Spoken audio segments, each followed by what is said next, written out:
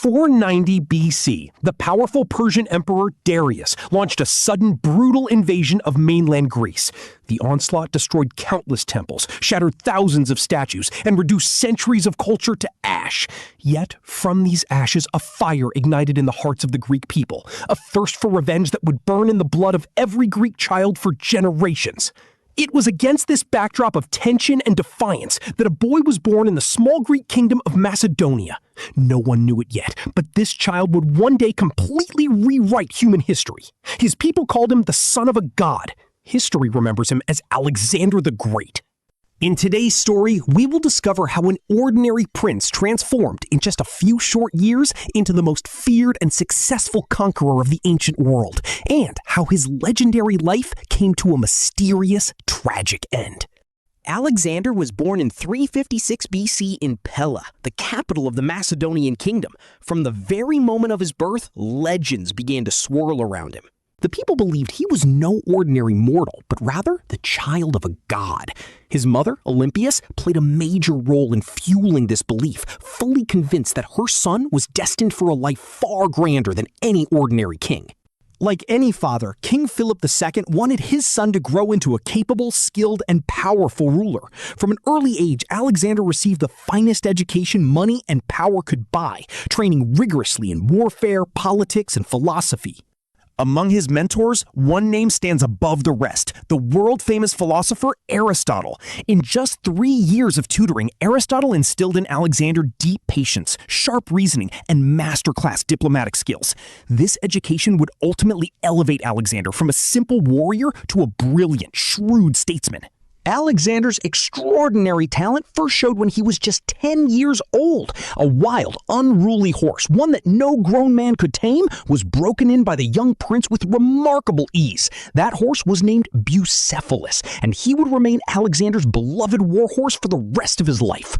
At just 18, Alexander fought alongside his father at the Battle of Gaugamela. Leading a critical wing of the army, he played a pivotal role in crushing the enemy forces. This victory was a turning point. It was the exact moment the world realized this young man was destined for greatness. In 336 BC, tragedy and chaos struck. King Philip was assassinated. At just 20 years old, Alexander ascended the throne as the new king of Macedonia. He was immediately confronted with rebellions and unrest across the fractured kingdom. However, Alexander moved swiftly and decisively, crushing the uprisings and cementing his grip on power. With his borders secure, he turned his gaze eastward, toward the massive Persian Empire. His goal was crystal clear: fulfill his father's unfinished dream and avenge Greece's historic humiliation. In 334 BC, Alexander set sail for Asia Minor with a massive, disciplined army. This marked the beginning of the legendary campaign that would secure his permanent place in history. His first major test came at the Granicus River, where local Persian forces confronted him directly. Even though the enemy held a significant advantage, Alexander's sheer courage and tactical brilliance carried the day. Following this victory, city after city across Asia Minor began to surrender.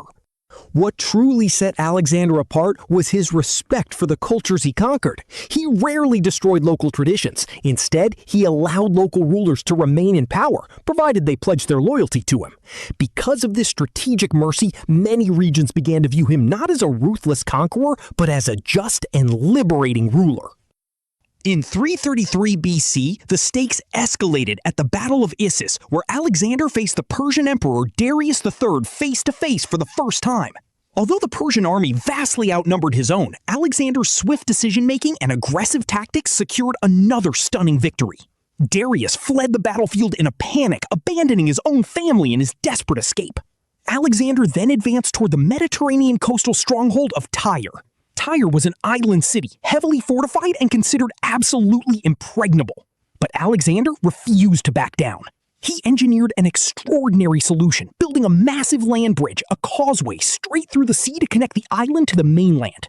After a grueling 7-month siege, the city fell. This monumental achievement proved to the world that for Alexander, the word impossible simply did not exist. Following the fall of Tyre, Alexander marched into Egypt. Weary of oppressive Persian rule, the Egyptians welcomed him with open arms as a liberator. In a grand display of reverence, Egyptian priests declared him the literal son of the god Amun. It was during this time that Alexander founded a new metropolis, naming it after himself, Alexandria. This city would grow to become one of the greatest hubs of knowledge, commerce, and culture in the ancient world, with its famous library standing for centuries as a beacon of human learning. The definitive moment of Alexander's life arrived in 331 BC at the Battle of Gaugamela.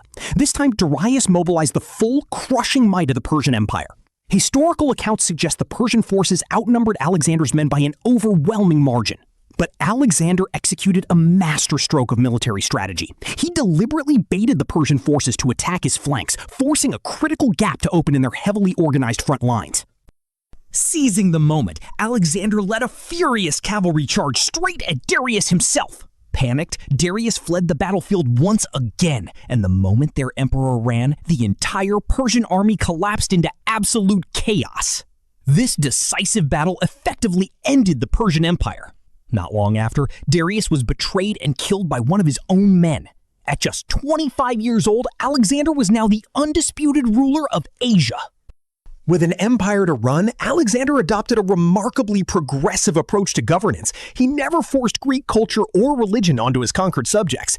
Instead, he embraced local customs, participated in regional festivals, wore Persian royal attire, and integrated elements of the Persian court into his daily rule. In his most striking political move, he married Roxana, the daughter of a local noble, and encouraged his generals to marry Persian women to unite the cultures. Through these strategic alliances, he won the loyalty of the Persian nobility. This sophisticated diplomacy set Alexander apart from other conquerors of his era. He knew how to conquer with the sword, but he also knew how to rule with wisdom. Yet unparalleled success breeds hidden dangers. Alexander's foreign policy stirred deep resentment among his own Macedonian generals and soldiers, many of whom felt he was abandoning his heritage. Several conspiracies were plotted against his life, all of which he suppressed with a ruthless iron hand. Even with the Persian Empire under his control, Alexander's ambition was unyielding. He pushed further east into the rugged, hostile terrain of Central Asia. Here, he faced fierce, scattered resistance from local tribes, a brutal, drawn-out guerrilla war that proved far more exhausting than any conventional battlefield. It was a grueling campaign, but it demonstrated that no matter how harsh the environment, Alexander's drive to reach the ends of the known world could not be stopped. In June of 323 BC, Alexander arrived in the historic city of Babylon. It was here that the final tragic chapter of his life would unfold. He was suddenly struck down by a severe, agonizing fever. Within just 10 days, at the young age of 32, the great conqueror was dead. His passing remains shrouded in mystery to this day. Historical accounts claim that even 6 days after his death, his body showed absolutely no signs of decay, a phenomenon that seemed miraculous to the ancient world. Modern researchers offer a fascinating scientific explanation. Some suggest Alexander may have suffered from a rare neurological condition, such as Guillain-Barré syndrome, which paralyzed him and slowed his bodily function so severely that ancient physicians mistakenly declared him dead while he was still alive. If true, the world's greatest conqueror met a truly terrifying end.